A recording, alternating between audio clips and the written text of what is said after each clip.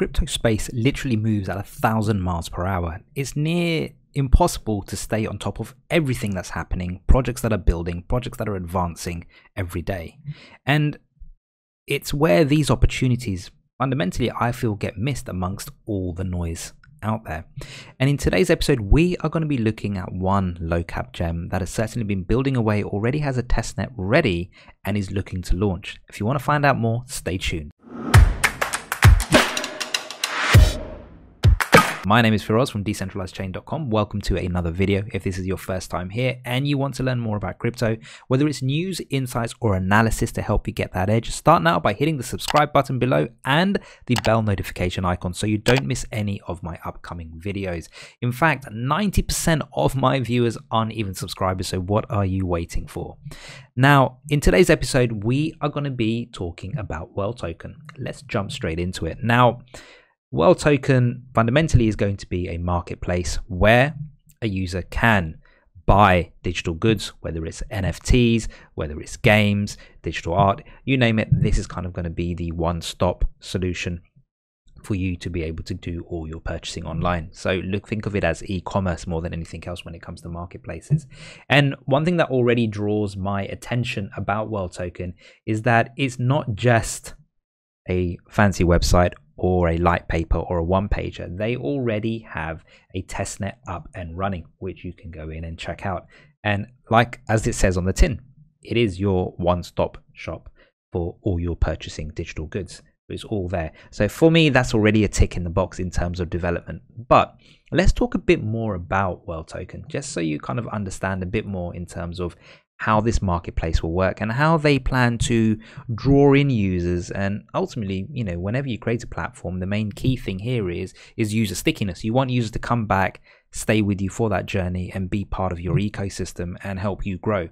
And really, this is the interesting part, because they've kind of taken this whole frictionless yield staking protocol and tokenomics, and they've kind of bundled them both together to really achieve that. And what that really means is, when we kind of have a look at it in phase one, they have a number of ways that this is addressed. They've got staking, rewards, and burns. And what that really means, when we kind of dig a bit deeper, is that the token utility in phase one initially has the following. It focuses on ways that you can be rewarded of being part of that ecosystem. So whether you're a user or a merchant, there is a reward in it for you. And the way the rewards are dealt out is quite straightforward. Every transaction that happens on the WHALE token platform, there is a tax applied to every transaction, and that tax is what pretty much rewards a number of key different actors within this platform.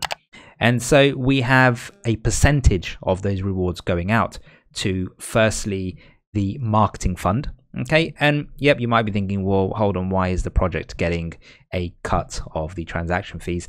Let's be honest here, marketing is very key when it comes to any project in this space. Without marketing, you're not going to be able to drive awareness. And, you know, without driving awareness, you're not going to be fundamentally bringing users into the platform in order for it to grow. So marketing is very key. And I like this purely because it's kind of a self-fulfilling economy within here, that every transaction fuels further marketing, which then fuels further awareness. So there's a percentage of the transaction tax that goes there. The other percentage you get is simply by being a regular holder, so simply holding the WHALE token in your wallet. And the best part here is, and I think this is where I would say the frictionless staking comes into it, is that you don't need to stake it. By simply holding that token in your wallet, you will get a distribution of that transaction tax. And then lastly, we've got here, which is LP, so liquidity providers. And so by providing liquidity for the WHALE token ecosystem, you also get a portion of that tax fee. Now, the other bit that I'm going to mention here, which I really like, is the burn. So there is a burn address. And those who are not familiar with burn addresses, what that fundamentally means is that tokens that are sent to a burn address are no longer usable. They're out of the overall token economy. You can't use it. They're just gone. And they have this. So as part of all of the transaction taxes, the burn address is also a token holder. But any tokens going there fundamentally are gone for good. And you might be thinking, well, why would you burn tokens? Simple. If you burn tokens, you reduce the token supply. By reducing the token supply, you increase what we call scarcity of a token. And by doing that, it normally has a positive action on the price appreciation of the token itself. Fundamentally, that with every burn, you should really see a positive increase in price action as well. And that's phase one.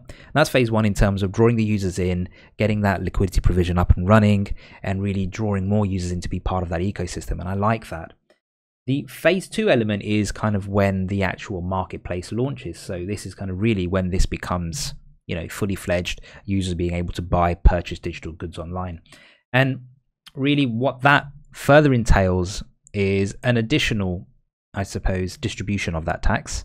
So that transaction tax we spoke about earlier had a number of key actors, but also the merchants get a fee of the transaction fees as well. So whilst they make money in terms of being able to sell goods, and obviously they get that, they also get rewarded for being a merchant on the actual platform. Well, now let's look a bit more in terms of the actual partnerships, because I think this is very key when we look at it.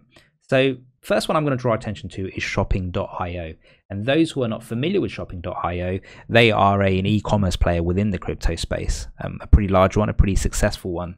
And here, the really interesting part is that they've partnered with a number of e-commerce giants here.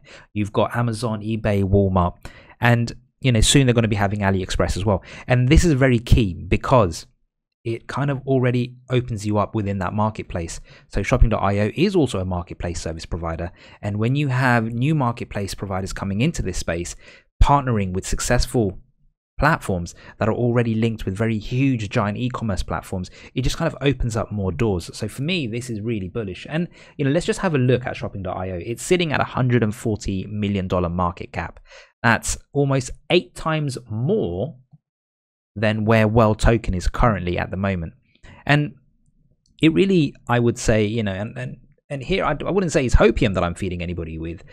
I don't see why World Token couldn't achieve that either in terms of having a fully fledged marketplace open, partnering with the likes of shopping.io. Really, that just opens more doors. So I would certainly see the price action going in that direction. In fact, if we kind of have a look at the chart, you can already see that it's already beginning to test the previous highs of when the actual token launched originally. Now, let's be honest, when tokens launch within this space, there is a pump behind it. All of them do it, right? And here we kind of saw the pump go all the way, you know, from the lows of 9 cents all the way up to 20 cents. But since then, it's dropped. It's clearly found a floor at around 5 cents. And now we are slowly seeing that there is another resurgence towards the all-time highs. And in all honesty, in order for us to get there, all we need to really do is have a look at the roadmap. So if we kind of scroll back up, what do we have coming up that's really going to help us get there? Well, first of all, the launch of the online platform.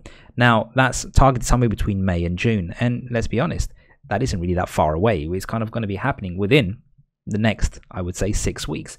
So that is obviously bullish in terms of, first of all, having the platform up and running. And secondly, this always feeds into price action. And so the idea behind here is that once this is ready, merchants can then start listing items and start receiving tokens as well as staking rewards from that. So that's really key for me as well. And then the other piece that I really sort of like about the overall World Token is that they have an app, right?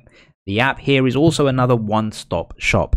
And the cool thing about this is that really, I think this helps everyone understand a bit more about the proposition value behind it. In fact, if you come here from the app, you could get a complete holistic view of exactly the entire token economy. But more importantly, you can quickly jump into various areas within the actual platform, from farming to marketplace to having looking at the treasury, also looking at the Binance Smart Chain integrations. If you want to buy more tokens, then they've kind of got it all here as well. So you can jump exactly where you need to go. So you don't have to worry about getting the wrong contract address or getting scammed or rugged in that process. Equally, if you want to know more about it, you've got the light paper one pager, as well as the contracts for the, well, not contracts, as well as the audits from the smart contracts from Solidity.finance, as well as Chain Consulting. And then lastly, you've got all the socials. And really importantly here, as we were saying before, and I'm a very big fan of anything that is one-stop shop, purely because it means that the user doesn't have to leave the ecosystem. The user is there. in the ecosystem. They can do everything they need to do. And here, what I really like is tutorials. They've got tutorials on how to buy, how to farm, how you even install metamask. Let's be honest, some people new in this space who are just discovering crypto, that are kind of seeing the crazy gains that are drawing people in, they might not even know the basics of how you actually operate a Web3 wallet. So all these for me are very key when it comes to any type of project specifically. And so for me, this is really my update in terms of what I think of World Token. I do think it's a very good value proposition. Certainly already having a testnet up and running is something that, you know, speaks wonders for any project in this space beyond just being a white paper. Their partnership with shopping.io is very key. The other one is also holder finance, right? This is another partnership that they have. And what really that I like about this is beyond just the sort of LP side of things here, the other part is, and sometimes it's always good to just dig a bit deeper, just have a look at some of their investors. They've got BitBoy Crypto, which is pretty much the largest crypto channel out there at the moment. Box Mining, very well known, very well respected within the space, and also BSC Pad. So there is a lot of awareness that can easily be driven to projects like World Token as well, just purely by the partnerships and interactions that they have with them. Anyway, guys, I hope you enjoyed the quick update and overview of World Token. And if you liked it, then please do give it a thumbs up. Drop a comment below. Let me know what you think about World Token. And more importantly, come on over. I have a Telegram channel up and running. There's lots of content there. There's a very friendly community. So if you want to learn more about crypto and really get some of that edge, jump on over and come and join us. And I will see you on the next video.